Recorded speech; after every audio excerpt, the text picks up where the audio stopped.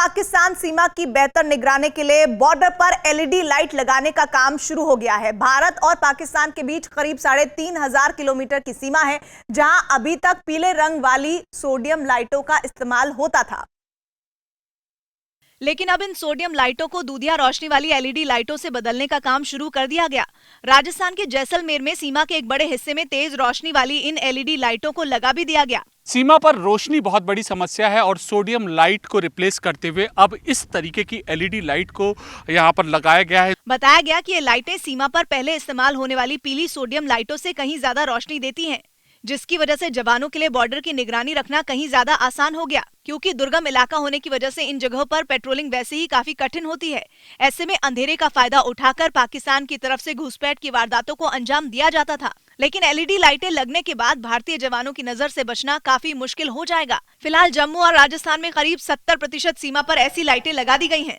पाकिस्तान पर जीत के 50 साल पूरे होने पर प्रधानमंत्री ने शहीदों को श्रद्धांजलि दी। 1971 के युद्ध में मिली ऐतिहासिक जीत का दिन यानी कि विजय दिवस पर प्रधानमंत्री दिल्ली में शहीदों को याद करने के लिए पहुंचे और नेशनल वॉर मेमोरियल में उनकी मौजूदगी दर्ज हुई, जहां रक्षा मंत्री ने उनका स्वागत किया। नेशनल वॉर मेमोरियल पहुंचने के बाद प्रधानमंत्री ने स्वर्णिम विजय मशालों के स्वागत समारोह में हिस्सा लिया। उन्होंने वो चारों मशालें जलाई जिन्हें पिछले साल देश के अलग अलग हिस्सों में भेजा गया था। उन्होंने नेशनल वॉर मेमोरियल में शहीदों की याद में जलने वाली मशाल भी जलाई,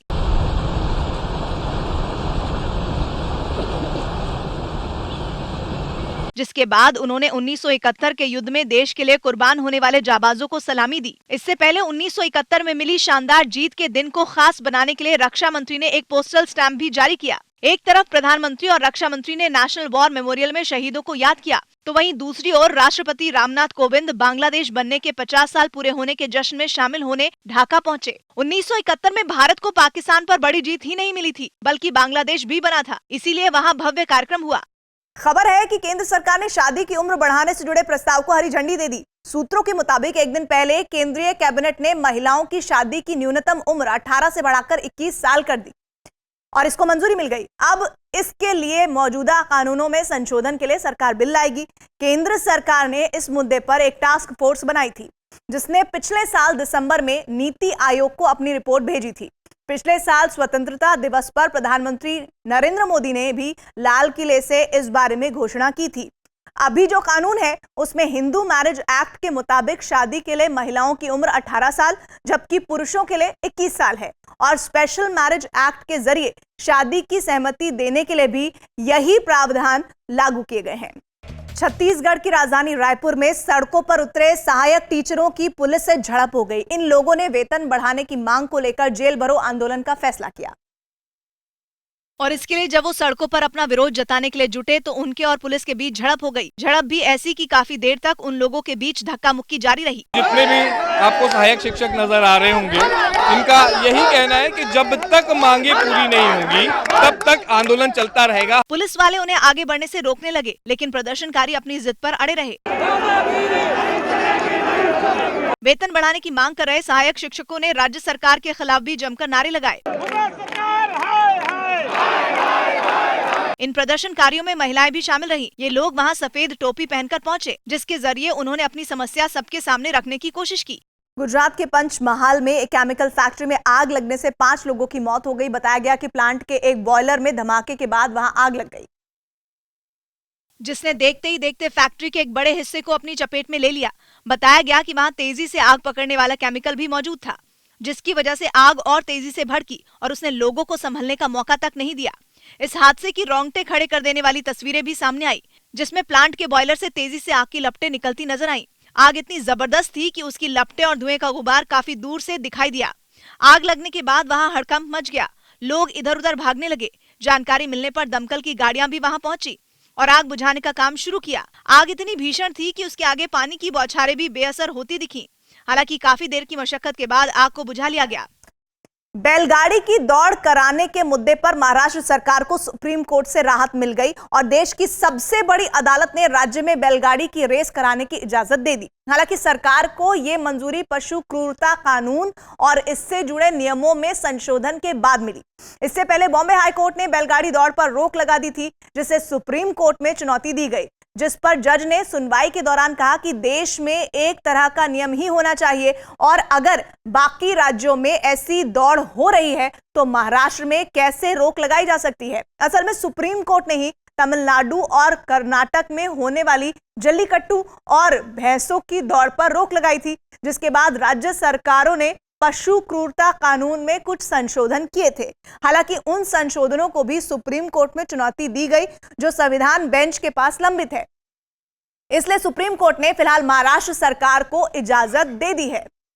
कोरोना के नए वेरिएंट ओमिक्रॉन के खतरे से निपटने के लिए मुंबई में धारा 144 लागू कर दी गई है। साथ ही इस महामारी की रोकथाम के लिए लागू दिशा निर्देशों को भी 31 दिसंबर तक के लिए बढ़ा दिया गया है, जिसके बाद मुंबई पुलिस एक्शन में आ गई। शहर के अलग अलग इलाकों में पुलिस वाले तैनात हो गए, जिन्होंने सड़क से गुजर रही गाड़ियों में सवार लोगों पर पैनी नजर रखी। साथ ही गाड़ियों को रोक रोक कर चेकिंग करनी शुरू कर दी और ओमिक्रॉन से बचने के लिए लोगों से मास्क पहने रखने की अपील की।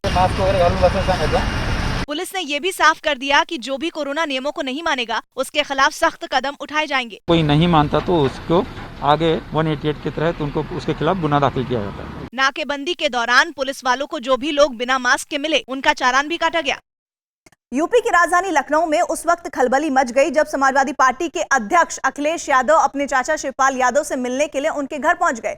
मुलाकात के बाद ऐलान भी हो गया कि समाजवादी पार्टी के साथ शिवपाल यादव की पार्टी का चुनाव में गठबंधन होगा और दोनों पार्टियां मिलकर चुनाव लड़ेंगी। जैसे ही अखिलेश यादव की गाड़ी शिवपाल यादव के घर के सामने पहुंची, वहां हलचल तेज हो गई। बड़ी संख्या में दोनों पार्टियों के कार्यकर्ता वहां जमा हो गए और दोनों पार्टियों के एक होने की चर्चा शुरू हो गई। सब परिवार एक होने जा रहा है कुल मिला। करीब पौने घंटे तक शिवपाल सिंह यादव और अखिलेश यादव की बातचीत चलती रही। इस दौरान बाहर दोनों पार्टियों के कार्यकर्ता चुनाव में जीत का दावा करने लगे। शिवपाल सिंह यादव जी से हाथ मिलाकर ये तय कर दिया है कि उत्तर प्रदेश के अंदर इस नाकाम सरकार को पूरी तरीके से उखाड़ फेंकने के लिए एक मजबूत दिशा में कदम उठा दिए हैं। बाद में अखिलेश यादव ने ट्वीट कर इस बात पर मोहर लगा दी कि इस चुनाव में दोनों पार्टियां मिलकर चुनाव लड़ेंगी। थोड़ी देर में शिवपाल यादव ने भी ट्वीट कर यही जानकारी दी, लेकिन बीजेपी ने इसे मौका परस्ती का गठबंधन बताया। कौरवों का कुनबा चाहे जितना भी बड़ा होता जाए, अंततः जीत केवल और केवल पांडवों की होती है। सूत्रों के मुताबिक समाजवादी पार्टी ने 5 सीटें शिवपाल यादव की पार्टी को देने पर सहमति जताई है। 2012 के शीना बोरा मर्डर केस में एक चिट्ठी से नया मोड़ सामने आ गया। इस मामले में आरोपी उनकी मां इंद्राणी मुखर्जी ने जेल से सीबीआई को एक खत लिखा, जिसमें यह दावा किया गया कि शीना बोरा जिंदा है, जिसकी जानकारी उन्हें जेल में ही एक महिला कैदी ने दी और बताया कि शीना से जो जम्मू कश्मीर में मिली थी। आगे इस चिट्ठी में इंद्राणी मुखर्जी ने सीबीआई से अपील की है कि वो कश्मीर में उसकी तलाश करे। इस मामले में उनकी तरफ से बॉम्बे हाईकोर्ट में याचिका भी दाखिल की जाएगी। इसी केस में इंद्राणी मुखर्जी मुंबई की भायखला जेल में 2015 से बंद हैं। हाँ, उन्होंने सीबीआई को लेटर भेजा और अभी हम सीबीआई के रिस्पांस का वेट कर रहे हैं। देहरादून में कांग्रेस की विजय सम्मान रैली में सीडीएस बिपिन रावत का कटआउट लगाने पर सियासी घमासान छिड़ गया। विजय दिवस के मौके पर कांग्रेस ने वहां एक बड़ी रैली की, जिसमें 1971 के युद्ध का हिस्सा रहे पूर्व सैनिकों को सम्मानित किया गया। लेकिन कांग्रेस की इस रैली में सीडीएस बिपिन रावत का बड़ा सा कटआउट लगने पर सियासी पारा चढ़ गया। वैसे इस रैली में कांग्रेस के बड़े नेताओं और इंदिरा गांधी के कटआउट भी नजर आए, लेकिन सबसे ज्यादा ध्यान हेलीकॉप्टर हादसे में शहीद हुए बिपिन रावत के कटआउट ने खींचा। कांग्रेस की विजय सम्मान रैली में सबसे खास है सीडीएस बिपिन रावत का ये कटआउट, जो तमिलनाडु में हेलीकॉप्टर क्रैश में शहीद हुए थे। कांग्रेस ने तर्क दिया कि ऐसा उसने उन्हें श्रद्धांजलि देने के लिए किया। उत्तराखंड प्रदेश आज इस बात से बड़ा दुखी था कि भाई ऐसी घटना घटी, हमने श्रद्धांजलि स्वरूप यहाँ कटआउट उनका लगाया। लेकिन बीजेपी ने दो टूक बोल दिया कि वो सियासी फायदे के लिए ऐसा कर रही है। कांग्रेस सैनिकों को वोट बैंक के रूप में उपयोग करना चाहती है। देहरादून में हुई रैली में पूर्व सैनिकों का सम्मान हुआ और इस मौके पर राहुल गांधी भी मौजूद रहे। जम्मू कश्मीर में सुरक्षा बल ने 2 आतंकियों को मुठभेड़ में ढेर कर दिया। मुठभेड़ बुधवार रात शुरू हुई, जब सुरक्षा बल को आतंकियों के छिपे होने की खबर मिली और जैसे ही पुलिस की टीम वहां पहुंची, आतंकियों ने गोलियां चला दी। घंटों तक ताबड़तोड़ गोलीबारी चलती रही, जिसकी आवाज से पूरा इलाका दहल उठा। पूरे इलाके को सील कर सुरक्षा बल ने ऑपरेशन लॉन्च कर दिया। गोलीबारी और बम के धमाकों के बाद वो इमारत पूरी तरह से खंडहर में बदल गई, जहां आतंकी छिपे हुए थे। दोनों आतंकियों के ढेर होने के बाद जब कैमरे वहां पहुंचे तो दीवारों पर गोलियों के निशान दिखे। दोनों आतंकियों के ढेर होने के बाद भी पुलिस और सुरक्षा बल की टीमें काफी देर तक पूरे इलाके की छानबीन करती रहीं। देश के नए सीडीएस को चुने जाने की प्रक्रिया शुरू हो गई है। हालांकि जब तक नाम का ऐलान नहीं होता तब तक के लिए जनरल एम नरवणे को चीफ ऑफ स्टाफ कमेटी की जिम्मेदारी सौंपी गई है, जो नए चीफ ऑफ डिफेंस स्टाफ के चुने जाने तक इस पद को संभालेंगे। सीडीएस से पहले यह पद तीनों सेना प्रमुखों में जो सबसे सीनियर होते थे उनके पास होती थी, और अभी सेना के तीनों प्रमुखों में सबसे senior army chief general Naravane हैं, जो उस हिसाब से ये जिम्मेदारी उनको दे दी गई है। जबकि सीडीएस के तहत आने वाली जिम्मेदारियां सेना के ही अलग अलग अधिकारियों में बांट दी गई हैं। बंगाल के हुगली में टीएमसी समर्थकों और लेफ्ट से जुड़े छात्र संगठन एसएफआई के कार्यकर्ताओं के बीच मारपीट हो गई, जिसकी वजह बताई गई एक रैली। बताया गया कि रैली एसएफआई ने निकाली और आरोप लगा कि उसमें मौजूद लोगों पर टीएमसी समर्थकों ने अचानक हमला कर दिया। और देखते ही देखते नौबत ये आ गई कि दोनों तरफ के लोग एक दूसरे को मारने के लिए दौड़ पड़े। जिसके हाथ जो लगा वो उसे लेकर दूसरे पक्ष पर झपटा। इन लोगों के हाथों में डंडे दिखे, जिन्हें लेकर वो दूसरे पक्ष के लोगों की ओर दौड़ते दिखे, लेकिन अचानक पासा पलट गया। जो लोग भाग रहे थे उन्होंने एक शख्स को घेर लिया और उसे बुरी तरह पीटने लगे। ये देखते ही वहाँ मौजूद लड़कियों की चीख निकल गई।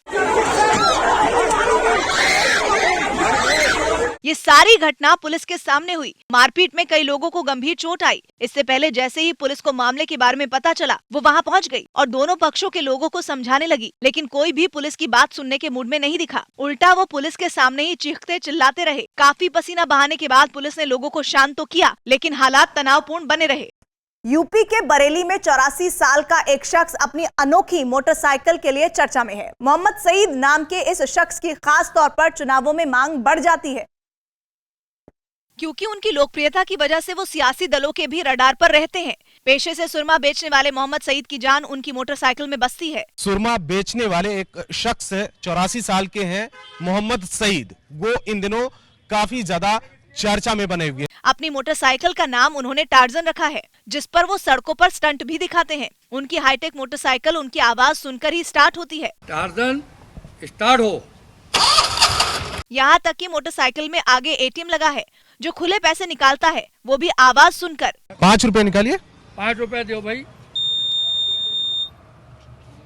यहाँ तक कि लोगों का मनोरंजन करने के लिए मोटरसाइकिल गाने भी बजाती है। आपको एक गाना सुना दो भाई। अपनी अनोखी मोटरसाइकिल के लिए वो पूरे शहर में मशहूर हैं। अपनी लोकप्रियता की वजह से चुनावों में नेता उन्हें प्रचार के लिए अपने साथ रखने की कोशिश में रहते हैं। हाँ, आते हैं और कई लोग कहते हैं कि लेकिन जिसका मेरा दिल होता है उसका लड़ा देता हूँ। अपने इसी हुनर की वजह से वो बरेली में टार्जन चाचा के नाम से मशहूर हैं।